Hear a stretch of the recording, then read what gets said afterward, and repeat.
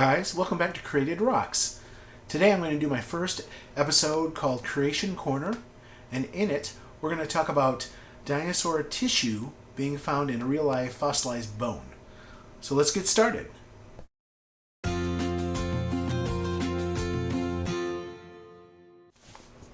Hey guys, I just want to briefly talk about what Creation Corner is. It's just a segment that I want to do about creation issues that I'm learning about.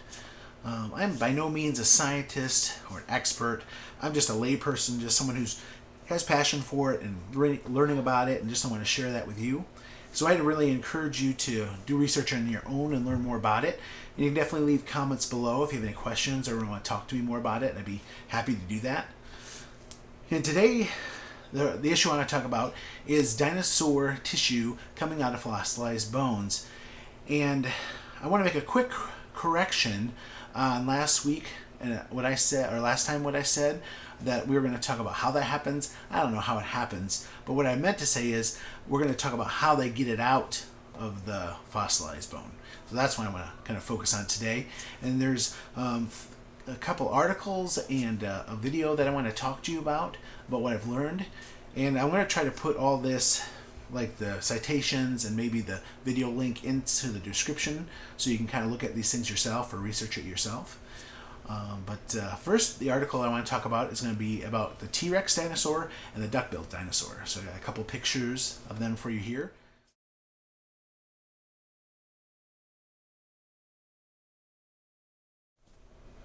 Okay, first article I want to look at comes from the publication Creation Matters, and this is written by the Creation Research Society. This is the March-April 2005 edition.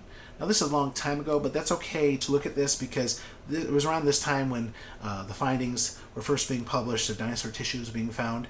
And so the article in here does a good job kind of summarizing what the scientists were finding at that time, so it's good to look back at that. And so we're going to start off with a team of scientists led by Mary Schweitzer. And they were evolutionary scientists, and they were finding tissue in dinosaur bones. Now if you think about it, a dinosaur bone is like kind of like a rock. You know, it's a fossilized rock. And so they were finding these, they got these bones from Hell Creek, Montana, and what they were finding in them is called osteocytes, and these are bone cells, and they were looking inside the bone cells, and they were finding stuff inside the bone cells.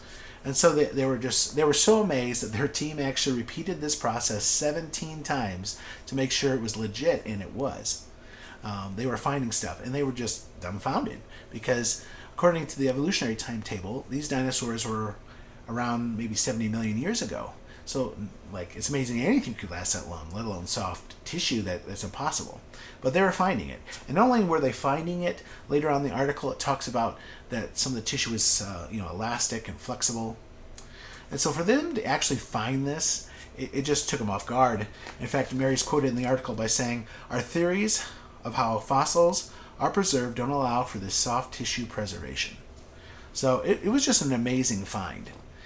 And so I think that the creationist worldview accounts for this evidence better. I believe in thousands of years as opposed to millions of years. And I believe a lot of the fossils that we have today are from the worldwide flood that happened. And if you can read about that in the account of that in Genesis chapter 6 through chapter 9. And I'm just going to read to you one verse out of there. It's chapter 7, verse 6. It says, "Noah was 600 years old when the flood covered the earth."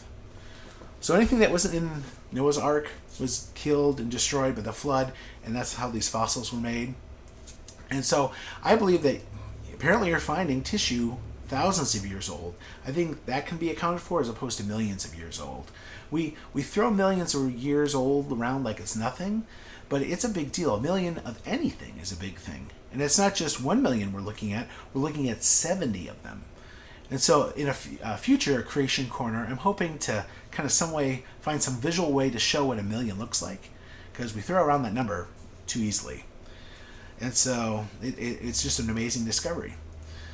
Now the next article I want to talk about is the dinosaur called Diadectes. And so I got a picture of him next that we can look at.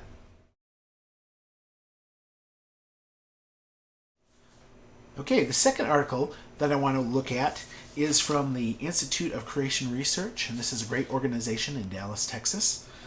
And it's a lot more updated information. It's from December 2020, and it's written by Dr. Brian Thomas. And in this article, he explains how collagen can be found in bones. And so they use a technique called cross-polarized light microscopy, or XPOL for short. And so what this will do is they'll take a picture of the bone, and if there's a bright orange color and bands, it means collagen's there. And if there's nothing there, it'll be black. And so what they did is they looked at the dinosaur bone Diatecti from the red bed of West Texas. Now it's supposed to be really hot, and Brian Thomas was explaining nothing should survive there, especially flesh. But that's exactly what they found in the bone, the fossilized bone of this dinosaur. And so they found the gold color, and they found the bands. And so what's also remarkable about this find is this animal, according to the evolutionary time scale, came around 280 million years ago. So again, we've got 1 million is a lot, but now we've got 280 of that. And so I just believe that the evidence for this is just so much better explained through the creation viewpoint of thousands of years as opposed to million.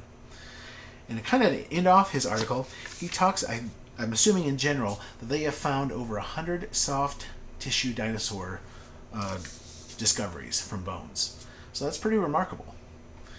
All right, and the last thing I want to look at is a video clip about Triceratops. So I've got a quick picture of him we can look at. Okay guys, the last resource that I want to share with you today is about one of my personal favorite creation series, and it's called Is Genesis History? And it's by Thomas Purefoy, I think that's how you say his name. Now after they made this series, or this DVD, they came out with another set of DVDs called Beyond Is Genesis History? And the actual clip I'm going to talk about is found in Volume 2 of Life and Design. And I highly recommend that you get both of these sets of DVDs. They don't sponsor me. I just think it's really well done, and I enjoy watching them. So I think they're really good and informative. And so in the clip, Dr. Kevin Anderson, who sadly passed away last month, he does an excellent job of explaining how they get the tissue out. And so what he's actually going to look at is he didn't test a bone in this clip. He tested a horn. He took a group of scientists to Hell Creek, Montana, the same place where Mary Schweitzer got her bones from, and he found a Triceratops horn. And he was explaining that a horn had never been tested before. And so, kind of to test the horn, though, you have to kind of break it up and destroy it. But it's worth it, I think, to find the stuff that's inside of it. And so what you do is you break up the horn and you put it in a weak acid or a mild acid called EDTA. And this acid will get rid of the calcium and other rock material that's in it, so you can get what's in it out. And so what he finds a lot of things in there in this horn. He finds bone matrix of the horn. He finds protein, tissues, cells, blood vessels, those osteocytes, those bone cells. And he just does a really great job. He'll take and use a whole bunch of different kinds of microscopes and show you what this stuff looks like, close up, and how it's stretchy and the detail that's there. It's just fascinating to watch it. All right, I really enjoyed Dr. Anderson's clip, and I encourage you to watch the rest of it. Towards the end, he'll talk about, even from a creation perspective, he was surprised to find that the tissue lasted thousands of years old from that fossilized horn he found. And so, kind of to wrap up all three of these resources I shared with you, I think the big takeaway is that this evidence is better explained from a creationist worldview of that tissue being thousands of years old as opposed to millions of years old. And so I hope it kind of whets your appetite to do more research yourself. And thanks for sticking with me to the very end, and please like the first creation corner I did, and also subscribe to the channel, and just leave any comments below and I'll try to answer what I know. And just like I promised last video, I got for my birthday a dinosaur bone, and then for Christmas a friend of mine gave me one of those microscopes you hook up to your phone. So I took some pictures of this with that, and so I'll show you that at the end.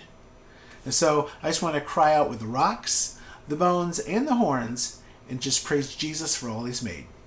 Okay, bye.